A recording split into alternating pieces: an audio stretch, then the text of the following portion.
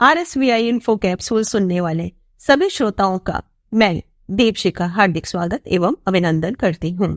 आज ज्ञान की पाठशाला में मैं आप सबके लिए स्वामी पुनीताचार्य जी के जीवन से जुड़ी एक विशेष घटना लेकर आई हूँ। स्वामी पुनीताचार्य जी जूनागढ़ के एक प्रसिद्ध संत थे। उन्होंने वर्षों तक अत्यंत कठिन तपस्या की थी, जिसके फलस्वरूप उन्हें भगवान दत्तात्रेय जी ने साक्षात दर्शन दिए थे। तपस्या काल में स्वामी पुनीताचार्य जी के साथ अनेक दिव्य एवं रोमांचकारी घटनाएं घटित हुई थीं। उन्हीं घटनाओं में से एक घटना मैं आप सबके लिए लेकर आई हूँ। यहाँ आप सबको मैं ये बता दूं कि स्वामी पुनीताचार्य जी को उनके शिष्य प्यार से बापूश्री कहते हैं, अतः यहाँ मैं भी स्वामी पुनीताचार्य जी को बापूश्री कहकर ही संबोधित करूंगी। तो आइए सुनते हैं बापूश्री के जीवन की एक रोमांचकारी घटना। एक दिन बापूश्री ध्यान में बैठे थे। जब वे ध्यान से उठे तो क्या देखते हैं, सामने मानव और सिंह रूप के मिले जुले स्वरूप वाला एक विचित्र सा प्राणी खड़ा उनकी ओर स्थिर नेत्रों से देख रहा है। उसका मुख तो मानव का था और गर्दन के नीचे का शेष भाग सिंह का सा था। वह सिंह और मानव का मिला जुला रूप प्रतीत हो रहा था।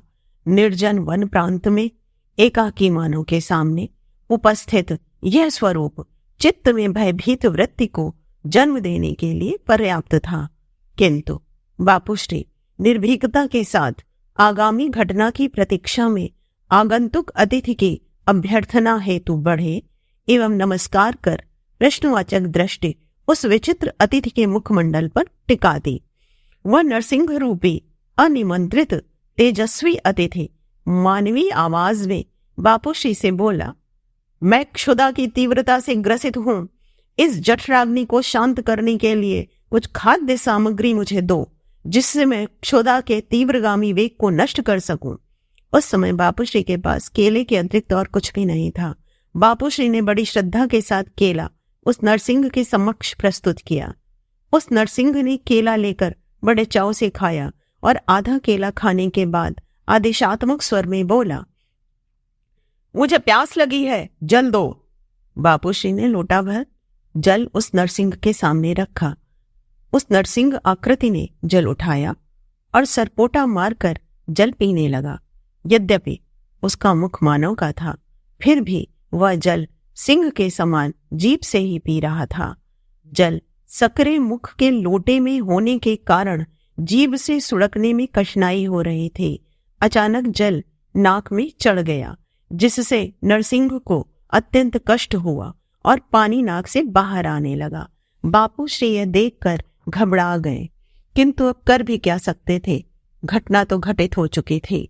थोड़ा संतुलित होने के बाद वह नरसिंह अत्यंत क्रोध में बोला, जब मैं इस स्वरूप में हूं तो क्या इतने लघु मुख वाले पात्र में जल देना चाहिए? देखो मुझे कितना अधिक कष्ट हो रहा है। बापूश्री सहमे से हाथ जोड़कर अति विनीत भाव से सिर झुकाकर खड़े हो गए। वह नरसिंह बोला, अब मैं प्रस्थान करूंगा। भविष्य में ध्यान रखना, ऐसी गलती की पुनरावृत्ति नहीं होनी चाहिए। नरसिंह को प्रस्थान हेतु उद्यत देख बापूश्री ने हाथ जोड़कर विनम्र स्वर में पूछा, प्रभु इस आधी केले के लिए क्या आदेश है? उस नरसिंह ने तीक्ष्ण दृष्टि से बापूश्री को देखा। दृष्टि की तीक्ष्णता आर पार बापूश्री को भेदती सी चली गई। इसे तू खा ले। इतना कहकर वह नरसिंह अदृश्य हो गया।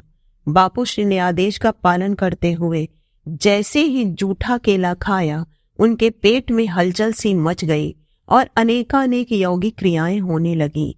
अब तक बापूश्री समझ चुके थे कि इस विचित्र आकृति में नरसिंह का रूपधर उनके पास कोई और नहीं बल्कि स्वयं सद्गुरु भगवान दत्तात्रेय जी ही उनकी निर्भीकता की परीक्षा लेने आए थे।